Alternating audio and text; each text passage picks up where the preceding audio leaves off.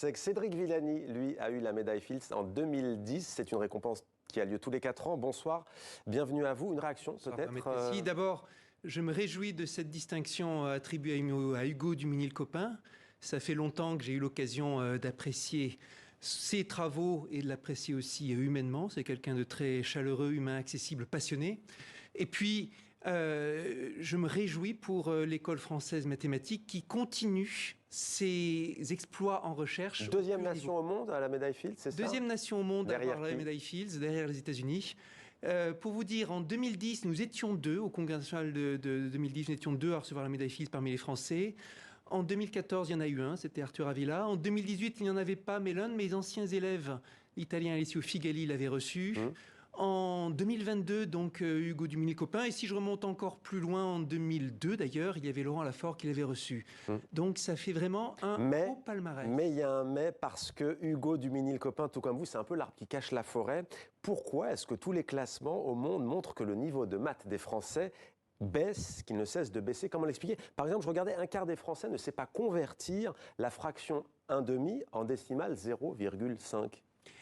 Il y a ce paradoxe qui existe de longue date, une école de recherche internationale française qui reste au plus haut niveau et un enseignement de mathématiques qui dégringole, qui décroche, et le niveau moyen de nos jeunes élèves qui décroche depuis de façon continue depuis 30 ans. Et ça traduit avant tout un système éducatif qui a bien du mal, en particulier au niveau de l'école primaire. Ouais. C'est une mission que j'avais remise au gouvernement en février, je crois, ou mars 2018, ouais, sur des méthodes pour améliorer, voilà, méthode d'apprentissage, mais avant tout formation, accompagnement, ouais, des enseignants. Et on sait qu'il faut des bases solides en mathématiques. Ouais. Mais revalorisation du métier d'enseignant, revalorisation de l'ensemble de la figure du système éducatif.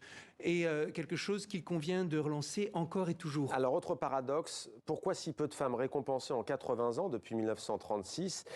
Parmi les lauréats, il y a une femme, elle est ukrainienne, Marina Viazovska, donc deuxième femme à recevoir cette prestigieuse distinction depuis 1936.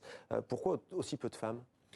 Au début, il y a une tradition qui écartait les femmes des études scientifiques et des études mathématiques, mais scientifiques en général.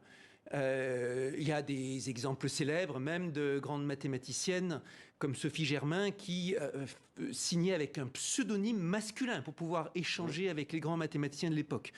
Puis sont venus là-dessus des stéréotypes qui ont pendant longtemps freiné les carrières. Ouais, mais Marie Curie, c'était bien avant 1936. Pour le coup, là, est-ce qu'il y a Marie Curie est aussi une des rares à avoir réussi, avec son génie et sa persévérance, à émerger. En mathématiques 2, donc, il y a Mariam Mirzahrani, iranienne, qui a reçu la médaille Fields donc, en 2018. C'était quelque chose d'extraordinaire. Pardon, en 2014. 2014. Elle est décédée tragiquement 4 ans plus tard. Aujourd'hui, la deuxième, c'est Marina Viazovska, ukrainienne. Sa médaille ne doit rien à la guerre en Ukraine, a bien à préciser.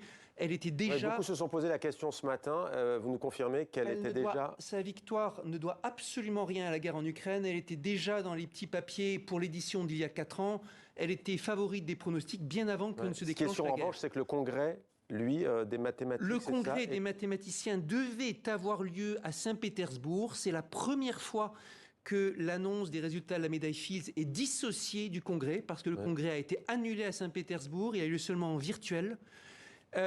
Pour ajouter au tragique, vous avez l'école scientifique, l'école ukrainienne a été décimée. On pense en particulier à la jeune, brillante Yulia Jdanovska, jeune espoir ukrainien qui a été tué par une bombe russe.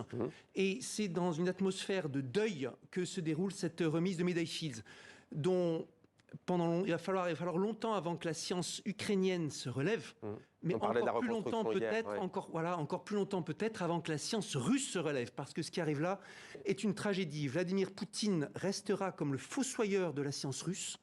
Déjà, il n'a jamais fait confiance, préférant aux glorieuses universités russes des projets plus clinquants comme le projet On a compris votre Skolkovo. message, Cédric Et Villani, là, en tout cas, c'est quelque chose de l'inquiétude sur tragique les qui se sciences russes notamment.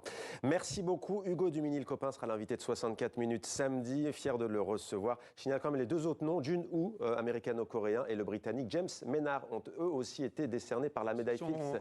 4 pays différents et 4 thématiques mathématiques différentes aussi. Ben voilà qui est dit. Merci. On se retrouve après une courte pause.